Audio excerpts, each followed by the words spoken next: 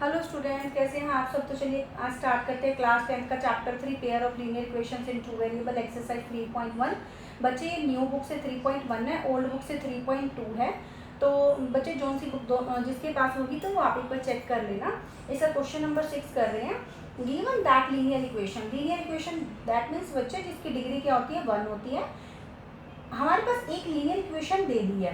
Right another, इसके comparatively हमें एक दूसरी लीनियर इक्वेशन बनानी है in two variable same X Y में, such that the geometrical representation of the pair, कि जो हमने दूसरा पेयर इसके साथ बनाना है ना, geometrical representation so form is, first क्या होनी चाहिए बच्चे, इंटरसेक्टिंग लाइन। सेकेंड होनी चाहिए पैरेलल लाइन। थर्ड क्या होनी चाहिए बच्चे, कोइंसिडेंट लाइन होनी चाहिए। तो हमने इसका दूसरा पेयर बनाना है। देखो बच्चे चैप्टर का नाम ही है पेयर। पेयर मतलब दो, हमारे पास एक है तो दूसरी इसके साथ होनी बहुत ज़रूरी है। तो इसके कंपैरेटिवली हमने बनानी है तीनों केसेस में। तो बच्चों देखो, मैंने ना इसकी एक्सरसाइज 3.1 जब हमने स्टार्ट की थी तो इसके फर्स्ट क्वेश्चन में ना एक टेबल बनाई थी, जल्दी से वो रिवाइज कर लेते हैं। तो देखो बच्चों क्या थी हमारे पास ना, दो इसकी स्टैंडर्ड इक्वेशंस है। क्या है, a1x b1y equals to c1, a2x b2y equals to c2। बच्चे ये दे रखा है। और इसमें क्या था, ये तो इक्वेशंस थी। सेकंड में क्या था, सेकंड में था बच्चे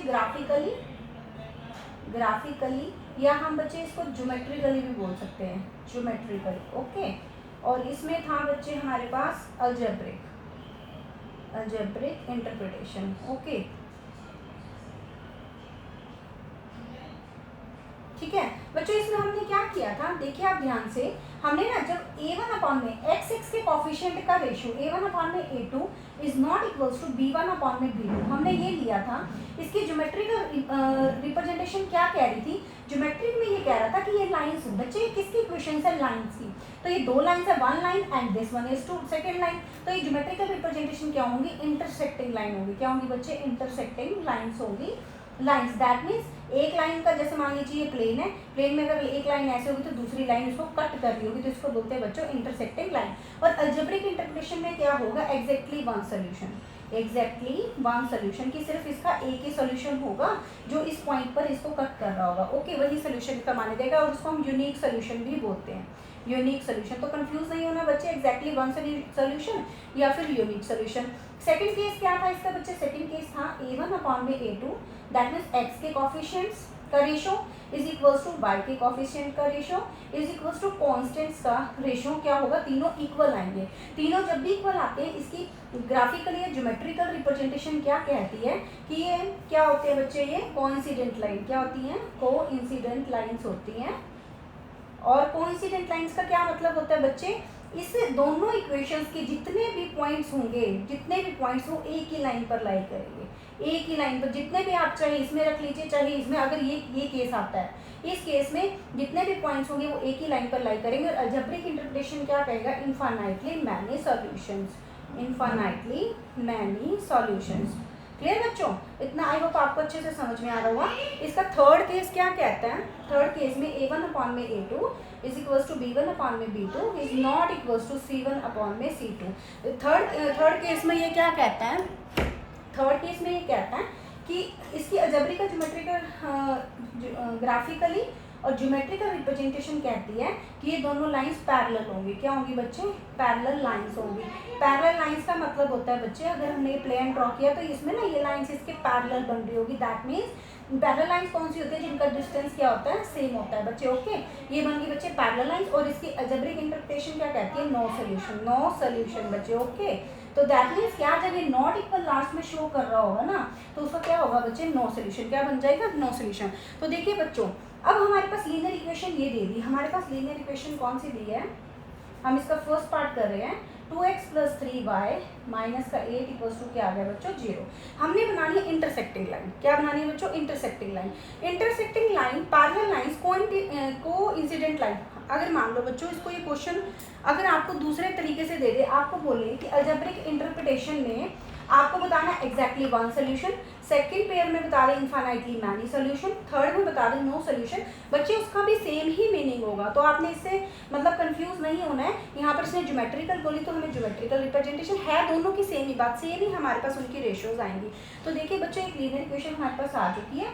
इसके कंपैरेटिवली दूसरी हमने तैयार करनी है जो क्या बनाएगी इंटरसेक्टिंग लाइन। दैट मीन्स हमारे पास क्या आना चाहिए, हमारे पास आना चाहिए a1 अपॉन में a2 is not equals to b1 upon में b2। तो अब आप यहाँ पर ना दोनों इक्वल नहीं होने चाहिए।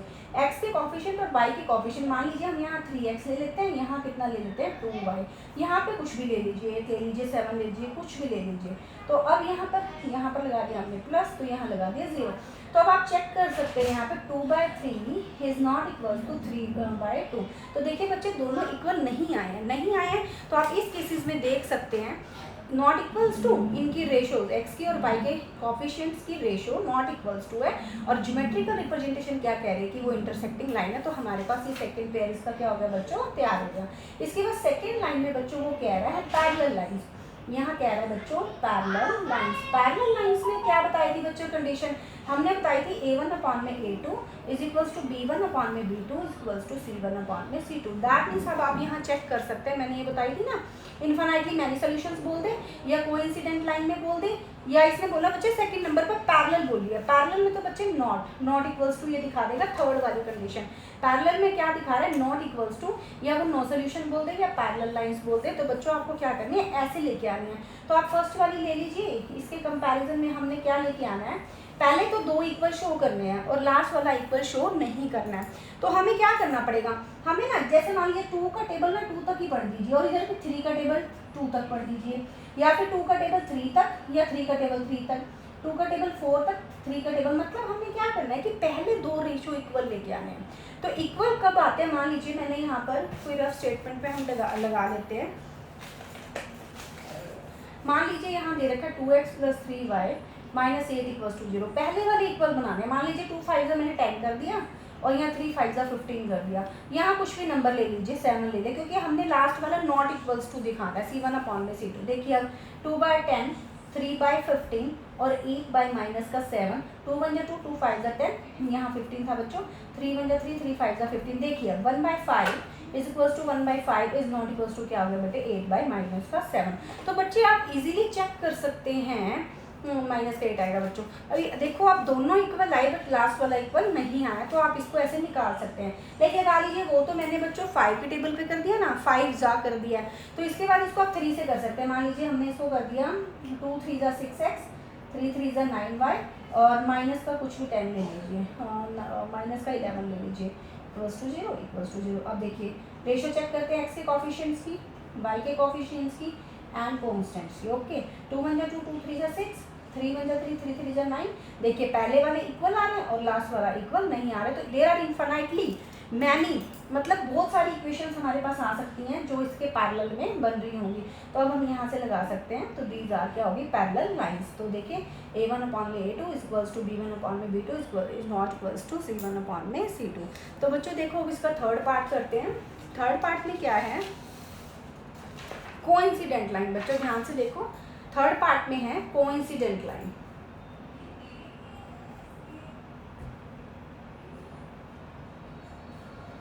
कोइंसिडेंट लाइंस में बेटे मैंने अभी बताया where ratios of x a1 upon में a2 is equals to b1 upon में b2 is equals to c1 upon में c2। तो आपको अगर ये कंडीशन मिल जाती है तो वो कौन सी लाइंस हो जाती हैं, कोइंसिडेंट लाइन। तो फर्स्ट लाइन हमारे पास थी 2x + 3y -8 इक्वल्स टू 0। बच्चे आप यहाँ चेक कर सकते हैं 2x + 3y -8 इक्वल्स टू 0। तो हमने एक दूसरी लीनियर इक्वेशन लेके आनी है जो इस मतलब कंडीशन को सेटिस्फाई करेगी। तो देखिए हमने तीनों क्या लेके आना है, इक्वल। मैंने अभी बताया था इक्वल लाने के लिए टेबल सेम टेबल पर कर दीजिए।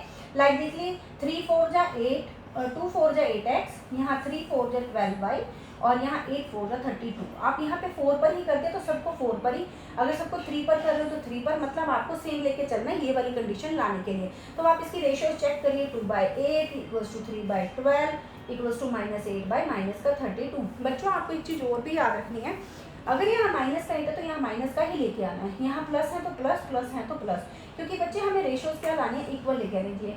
अगर मान लीजिए यहाँ पर हमने माइनस नहीं लगाया, प्लस लगा दे, तो बच्चे वो रॉन्ग हो जाएगा, क्योंकि लास्ट वाला नॉट इक्वल्स टू आ जाएगा जो कि पैरेलल लाइंस बन जाएगी, तो हमारा क्वेश्चन गलत हो जाएगा। तो हमें माइनस माइनस सेम लेके आना है। तो चलिए इसकी कटिंग करते हैं। 2 1 जा 2, 2 4 जाए, कितना है बच्चे 1/4, 3 1 3, 3 4 जो कितना हो गया 12 तो आ गया 1/4। यहाँ से माइनस कट 8 1 8 8 4 जो कितना हो गया बच्चे 32 तो कितना आ गया बच्चे 1/4। 1/4 equals to 1/4 equals to 1/4। That means हमने क्या किया, इस रेशो को हमने क्या करा दिया, सेटिस्फाई करा दिया। तो this is the second linear equation. हमारे पास ये सेकंड बन गई जो कोइंसिडेंट लाइन को क्या करती है बच्चे, सेटिस्फाई करती है। आई होप बच्चों आपको ये क्वेश्चन अच्छे से समझ में आया होगा। Thank you so much for watching. If you like this then you can subscribe.